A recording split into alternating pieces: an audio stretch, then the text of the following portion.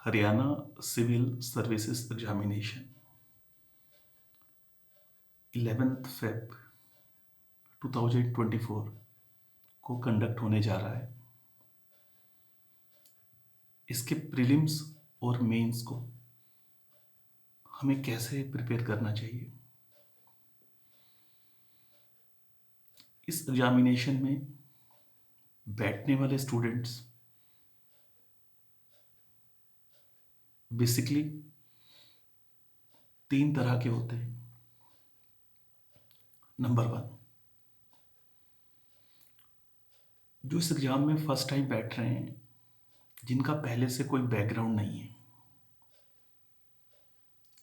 ना उनका Indian civil services को लेकर कोई एक्सपीरियंस है, ना उनका हरियाणा सिविल सर्विसेज को लेकर कोई एक्सपीरियंस है। दूसरी कैटेगरी में वो बच्चे आते हैं जिनका फोकस सिर्फ हरियाणा सिविल सर्विसेज है। वो पहले 1 या 2 बार इसके अटेम्प्ट कर चुके हैं। और थर्ड कैटेगरी में वो स्टूडेंट्स आते हैं जो already Indian civil services examination के लिए अपनी प्रिपरेशन कर रहे हैं। वो इसे एक एक्स्ट्रा एडवांटेज, एक एक्स्ट्रा बेनिफिट की तरह देखते हैं। तो यहां एग्जैक्टली प्रॉब्लम किसको आती है? प्रॉब्लम तो तीनों के साथ ही है, लेकिन उसका नेचर अलग अलग है। जो पहली बार एग्जाम देने जा रहा है वो ज्यादा होपफुल नहीं होता, लेकिन एक चांस लेता है। वो कहता है कि नहीं होगा तो एक्सपीरियंस हो जाएगा। दूसरी कैटेगरी वाले बच्चे जो ऑलरेडी 1 या 2 अटेम्प्ट कर चुके हैं, वो प्रॉपर गाइडेंस ना मिलने की वजह से कई बार अपने हर चांस को खराब करते जाते हैं। और तीसरी कैटेगरी में जो बच्चे सिविल सर्विसेज के लिए ऑलरेडी प्रिपेयर्ड हैं, वो भी इसे फाइनली क्रैक नहीं कर पाते। तो यहां पर एक बात सोचने वाली है कि रीजन क्या है, कारण क्या है, क्या कारण है। कारण मैं आपको अपने एक्सपीरियंस के बेसिस पे बता रहा हूं। आप किसी भी मोड में तैयारी करें, online coaching, offline coaching, without coaching, self study या किसी सीनियर से या फ्रेंड से या रिलेटिव से गाइडेंस लेकर करें, जिस पर भी आपको फेथ है आप वहां से गाइडेंस लें। लेकिन जब तक आप उस पर्सन के थ्रू जो आपको गाइड किया जा रहा है उसे आप प्रॉपरली इंप्लीमेंट नहीं करेंगे, आपको रिजल्ट नहीं मिलेंगे। और प्लस वो पर्सन भी ऐसा होना चाहिए जो गाइड करने की क्षमता रखता हो।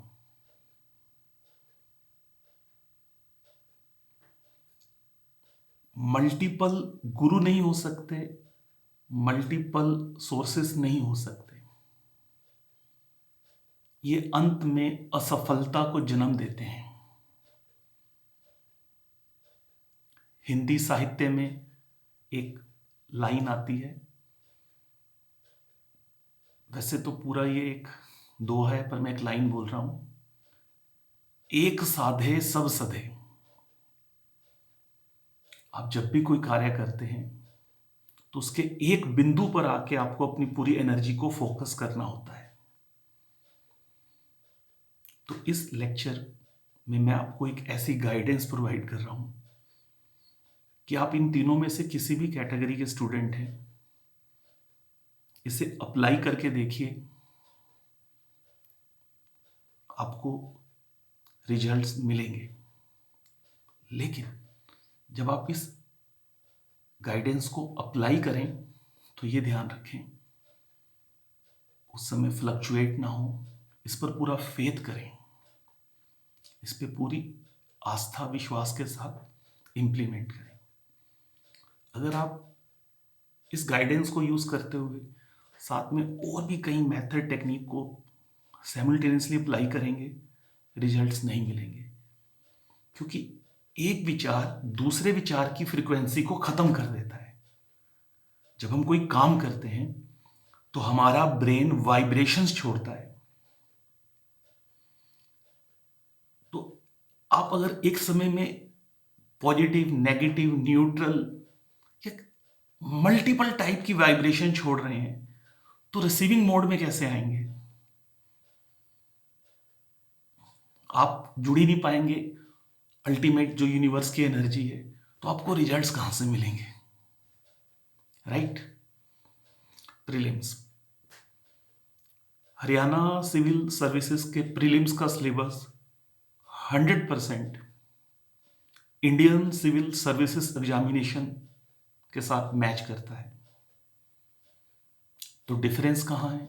मार्क्स का डिफरेंस है,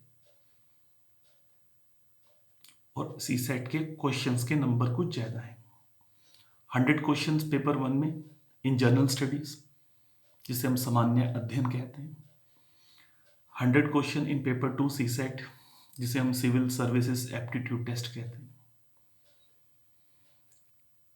पेपर 2 सी सेट क्वालिफाइंग है, आपको मिनिमम 33% मार्क्स गेन करने हैं। पेपर 1 के बेसिस पर कट ऑफ बनेगा। अगर आपका पेपर 2 यानी सी सेट क्वालिफाई हो जाएगा तो वो कट ऑफ आपकी कैटेगरी के हिसाब से बनेगा। जर्नल, बीसी, एससी, जो भी आपकी कैटेगरी है उसके अकॉर्डिंगली वो कट ऑफ तैयार होगा। स्टेप नंबर 1, अगर प्रीलिम्स को सही तरीके से करना है, सबसे पहले सिलेबस को पढ़िए, एनालाइज कीजिए। एक वर्ड होता है चिंतन मनन। अब ये वर्ड हिंदी लैंग्वेज में हमने सुना तो बहुत है, पर अप्लाई कौन करता है? चिंतन के बाद मनन की स्टेज आती है। जो पढ़ा है ना, जो सिलेबस आप पढ़ेंगे, paper 1 general study, paper 2 C set, पहले उसको सिर्फ वर्बली रीड कीजिए, और पॉसिबल हो तो एक वाइट शीट पे लिख लीजिए, और जहां भी आप बैठ के पढ़ते हैं वहां रख लीजिए।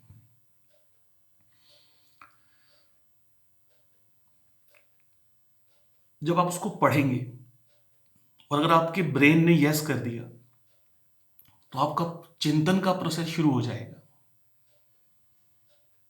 चिंता से अलग होता है चिंतन, सोच विचार करना, लेकिन पॉजिटिव वे में, सॉल्यूशन निकालने के लिए। जब आप किसी प्रॉब्लम का हल निकालने के लिए एनालिसिस करते हैं वो चिंतन होता है।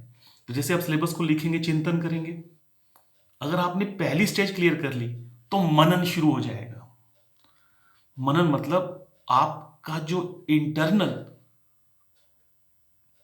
सिस्टम है, जिसमें ब्रेन यानी बुद्धि और मन, ये आपको आंसर देने शुरू हो जाएंगे। ऐसा नहीं है कि कोई जादू होगा, लेकिन आपको समझ आने लग जाएगा ये सिलेबस क्या है। और जैसे आपको सिलेबस का कंसेप्ट समझ में आया तो एकदम से आपकी बॉडी वाइब्रेट होगी, काम करने के लिए तैयार होगी। तो फिर क्या कीजिए, प्रीवियस ईयर पेपर्स को एनालाइज कीजिए।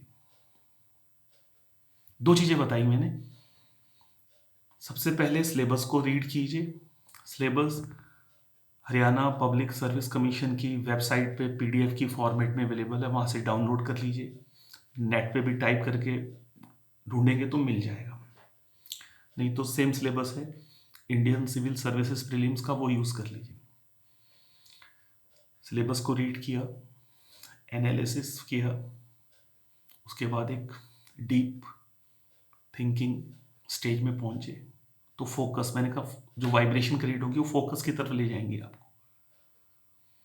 फिर आप प्रीवियस ईयर पेपर्स देखिए जितने भी अवेलेबल हैं, पिछले 3 से 4 सालों में जो भी एग्जाम्स हुए हैं, कुछ हरियाणा पब्लिक सर्विस कमीशन की वेबसाइट पे अवेलेबल है, कुछ आपको नेट से मिल जाएंगे, नहीं तो मार्केट में अभी लेटेस्ट कुछ पब्लिकेशन हाउसेस ने पुराने जितने भी एग्जाम हुए हैं इसके पिछले 4 या 5 साल में उसके सॉल्व पेपर भी रिलीज कर दिए हैं, वो परचेज कर लीजिए।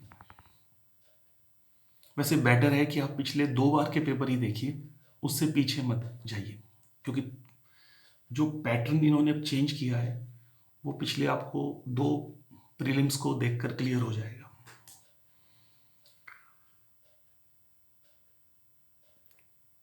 पेपर्स को स्टडी कीजिए, उससे आपको ये पता लगेगा क्वेश्चन कहाँ से आ रहे हैं, कैसे आ रहे हैं, किस एरिया से आ रहे हैं, किस सब्जेक्ट से, कितने क्वेश्चन आ रहे हैं और किस तरीके से पूछे जा रहे हैं। सीसेट काफी टफ किया इन्होंने इस बार। तो जब आपको इसे बेसिक्स कहते हैं, फंडामेंटल्स, और इसके बिना अगर आप इसकी प्रिपरेशन स्टार्ट करते हैं तो मेरे अकॉर्डिंगली ये आपके टाइम को किल करने की तरह, आपके टाइम को बिल्कुल वेस्ट करने की तरह है, रिजल्ट नहीं मिलेंगे। जैसे हम एक वर्ड यूज करते हैं साइंटिफिक मेथड्स। साइंटिफिक मेथड्स वो होते हैं जहां आपको एक प्रॉपरली सिस्टमेटिक वे में रूल्स एंड रेगुलेशन को फॉलो करके चलना होता है, तो रिजल्ट्स मिलते ही मिलते हैं। तो कॉम्पिटिटिव एग्जामिनेशन या जीवन का लगभग हर क्षेत्र ही एक तरह से विज्ञान की तरह प्रमाणित है। जैसे बच्चे की ग्रोथ, दुनिया में बच्चा आया तो उसकी ग्रोथ एक समय के साथ होती है, एज बढ़ती है, एक समय के बाद उसकी हाइट रुक जाती है, फिर उसकी बॉडी में बदलाव आते हैं। ये एक प्रूव्ड फिनोमिनन है, इसको आप चेंज नहीं कर सकते। सीजन चेंज होते हैं, इसी को हम विज्ञान में पढ़ते हैं, विज्ञान के नियम, साइंस प्रूव्ड है, कोई चैलेंज नहीं कर सकता। तो ऐसे ही कॉम्पिटिटिव एग्जाम्स में सफलता के नियम प्रूव्ड है, आपको उसमें कोई चेंज नहीं करना है, सिर्फ उन्हें समझना है और अप्लाई करना है। लेकिन ये जो सक्सेस के सीक्रेट साइंटिफिक रूल्स हैं ये हिडन नहीं है, ये सबके लिए ओपन है। ये किसी की पर्सनल हेरिटेज भी नहीं कह सकते आप, ये सबके लिए ओपन है। यूनिवर्स, नेचर इसको सबको प्रोवाइड करती है। लेकिन पहली शर्त, आप सीखने के लिए तैयार रहें, समझने के लिए तैयार रहें, और चिंतन मनन में फिर कह रहा हूं, पहला स्टेप ही यही है, चिंतन मनन कीजिए। तो ये प्रीलिम्स को शुरू करने का पहला स्टेप है।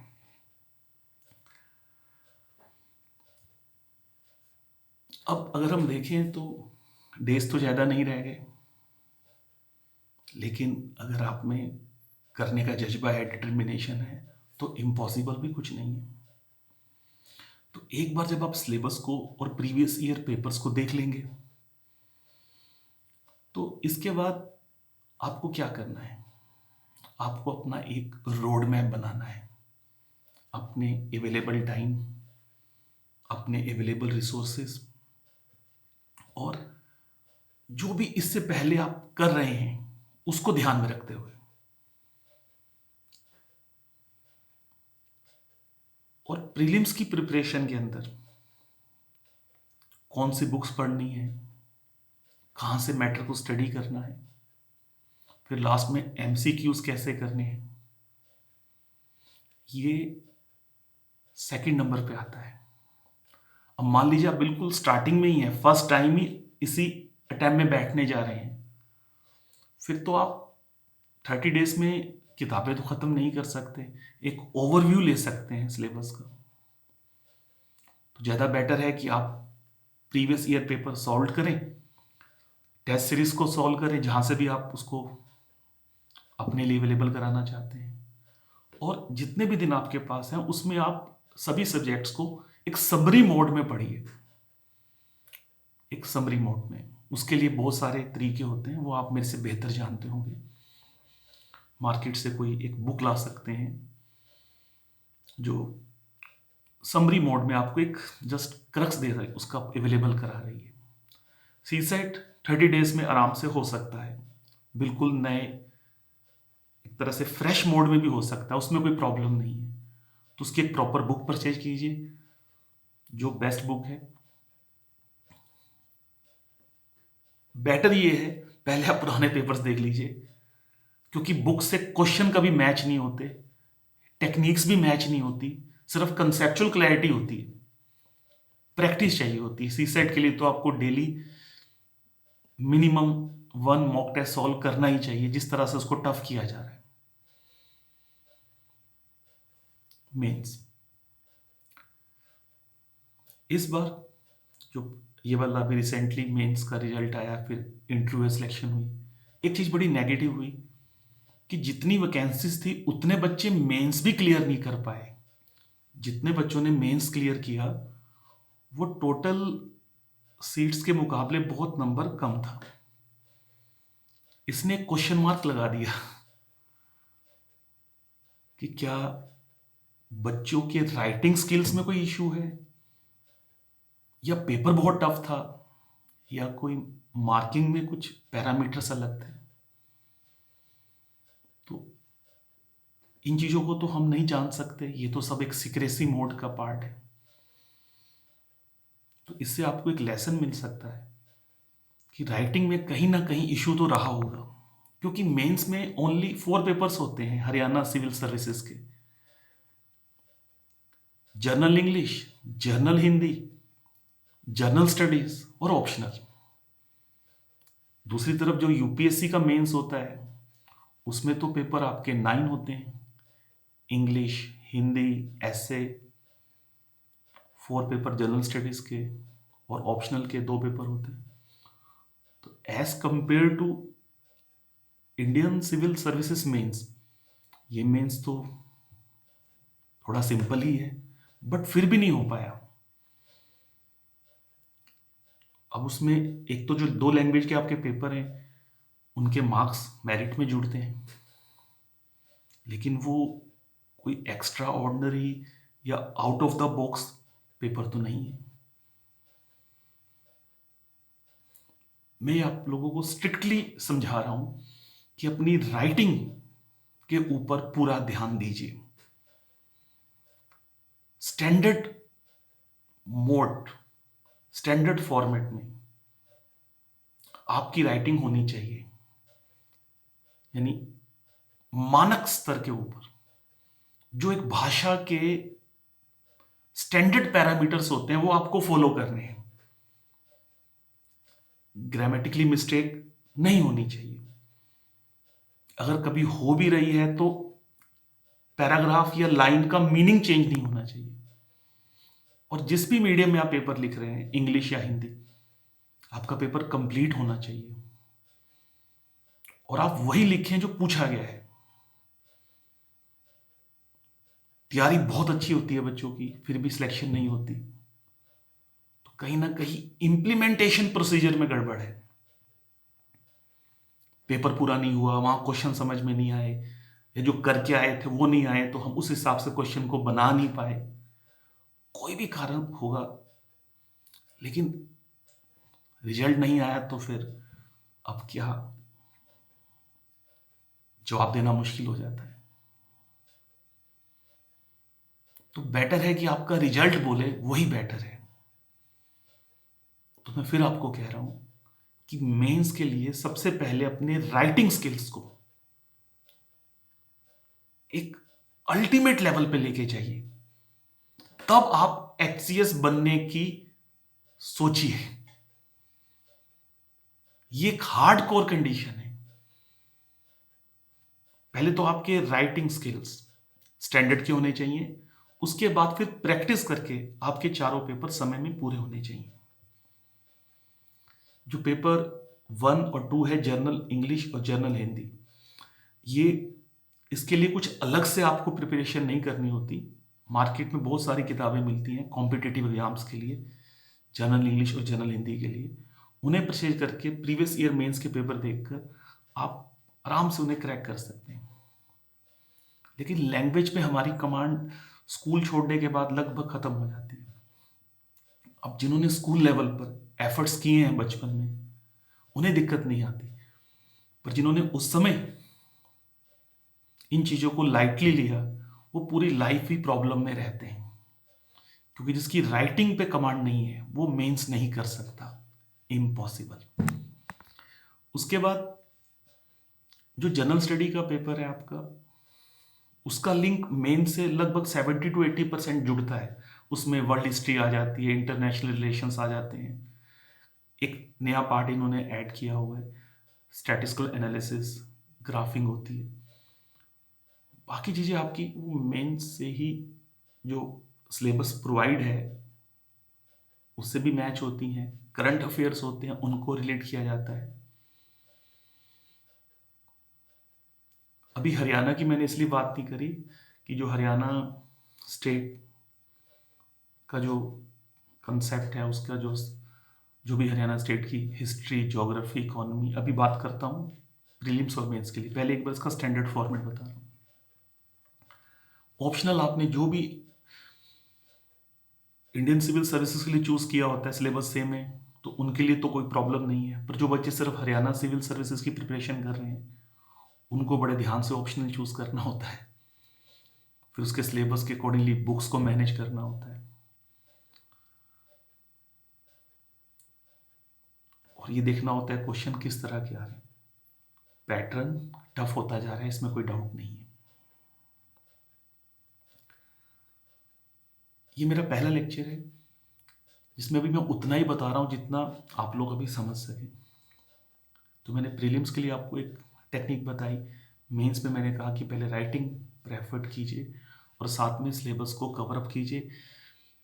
इस बार जो मेंस हुआ है 2023 में, उन पेपर्स को अरेंज करके उन्हें एक बार देखिए और सोचिए अगर हमें इसको घर में खुद करना हो तो क्या 3 आवर्स में विद एक्सीलेंस, विद क्वालिटी, क्या हम इसको अटेम्प्ट कर सकते हैं?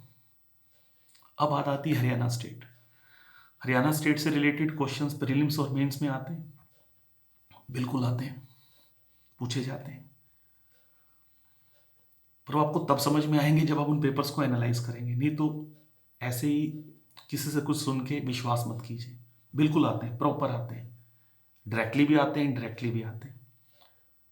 तो हरियाणा स्टेट का जो पूरा एक आपको, जिसको हम जनरल नॉलेज या जीके बोल देते हैं, मैं कहता हूँ जीएस बोलिए, जनरल स्टडी। जीके एक छोटी टर्म है जिसमें आपकी जो काम करने का दायरा है वो नैरो हो जाता है। आप इसको जनरल स्टडीज के हिसाब से करिए। डेली एक लिमिटेड सा टाइम रख दीजिए, वो आप देख लीजिए कि डेली उतना समय हरियाणा को प्रोवाइड कर दीजिए। मार्केट में बहुत सारी बुक्स आती हैं, इंटरनेट पे इसकी वीडियोस हैं, मेरे यूट्यूब चैनल्स पे मैं डेली हरियाणा की वीडियो डाल रहा, आगे ऐड कर रहा हूँ, आप वहाँ से देख लीजिएगा।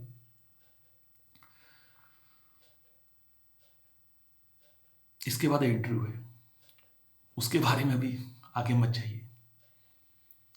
जब हम कहीं रास्ते में सफ़र करते हैं, कार चलाते हैं, अगर हमें 100 किलोमीटर का रास्ता तय करना है तो हम प्रेजेंटली जितना हमें रास्ता नज़र आता है उतने पे फोकस करते हैं, और ऐसे करके हम आगे बढ़ते जाते हैं, रास्ता कवर हो जाता है। तो भी आप इस पर स्टार्ट कीजिए। आपको विद इन 2 और 3 डेज मैं इसका नेक्स्ट पार्ट भी ऐड कर दूंगा। उसमें आपको मैं और डिटेल में कुछ रिकमेंडेड बुक्स और कुछ ऐसे प्रूव्ड साइंटिफिक इफ़ेक्टिव मेथड्स बता दूंगा, जो आप अपनी इस प्रिपरेशन के साथ ऐड करके अपने एफर्ट्स को रिजल्ट में बदल सकते हैं।